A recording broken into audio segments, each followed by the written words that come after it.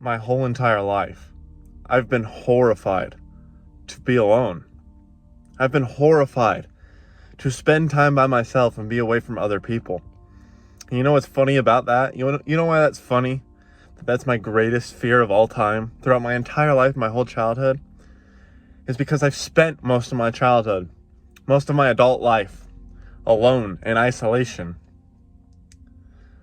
I don't know why being alone has become such a fear for me. I don't know where it stems from. Probably stems from the fact that my mom was sort of a helicopter parent when I was really little. I remember, I was having memories of when I lost my first tooth. She sewed together a little bag for it and would pick me up from school whenever I wasn't feeling good, like no matter what, would drive me to school. Like, it was always with me.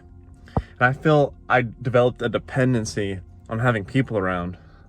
And whenever there's not that deep connection, like a mother and a son at that early of a stage in life, I feel like you create a void whenever there's not people around at that deep of level. Because even if I have people around me, I feel lonely.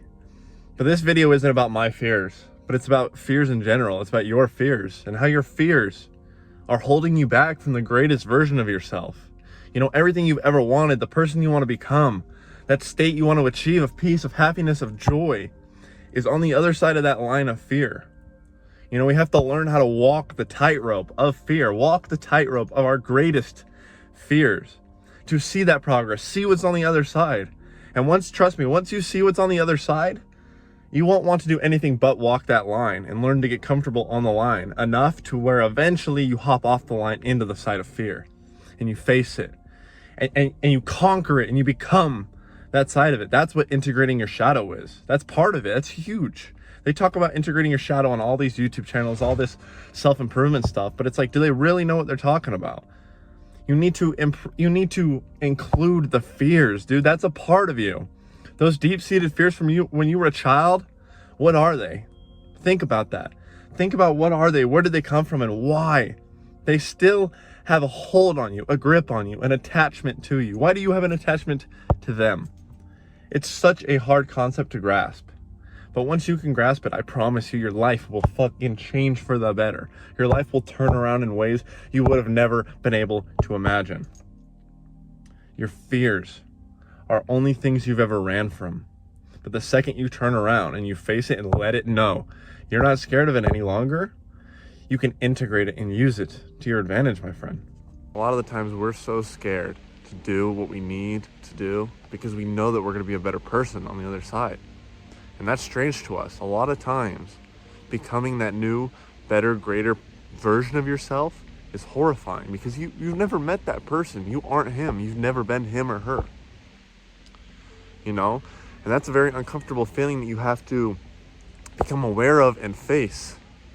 On the other side of your fears is where you evolve, and where you evolve, you're a different person, and you have to get to know that new person. You have to get comfortable with it.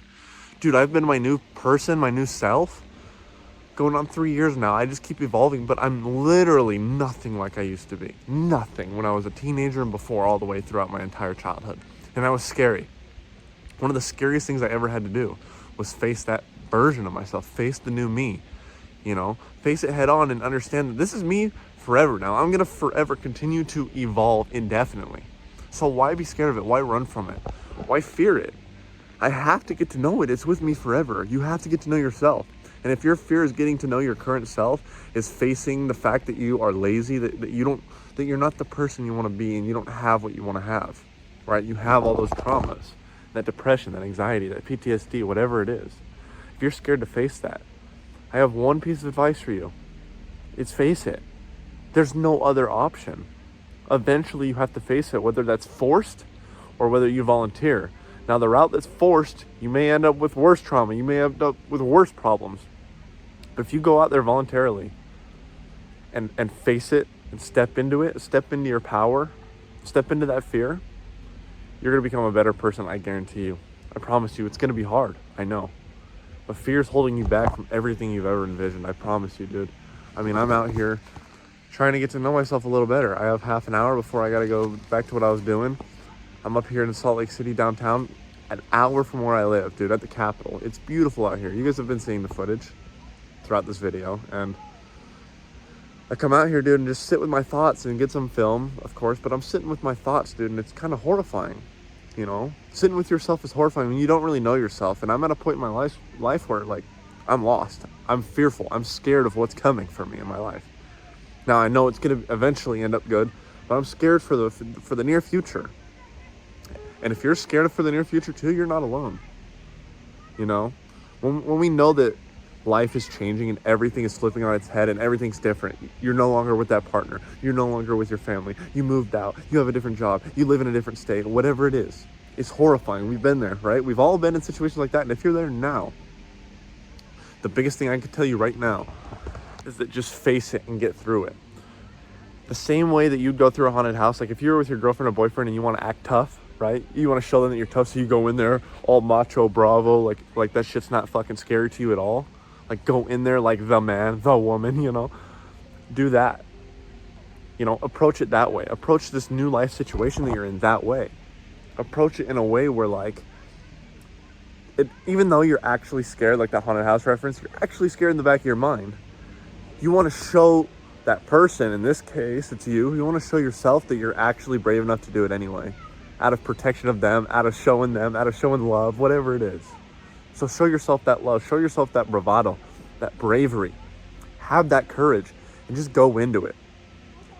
Yes, know that there's going to be scary shit. Know that it's going to be fearful. Know that it's going to knock you on your feet a couple times. Know that. But guess what? At the end of the haunted house, you always come out unscathed. Not unscathed, but you always come out alive. We'll put it that way. You always come out alive.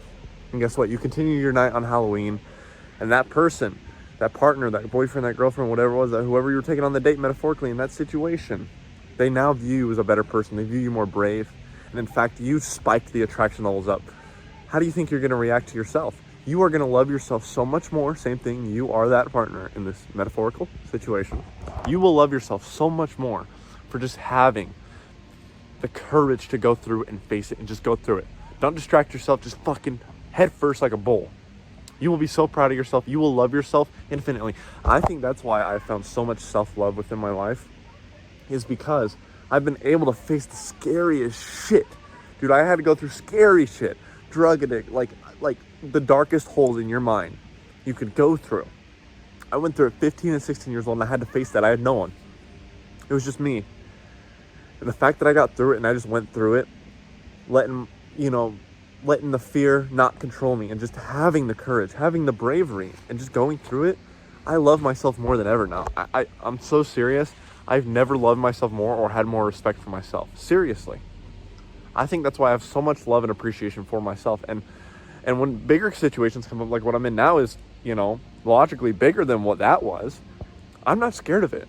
I'm willing to face it and go through it without crying, without running from it, without trying to distract myself constantly throughout each day. So you need to face your fears. Face that shit.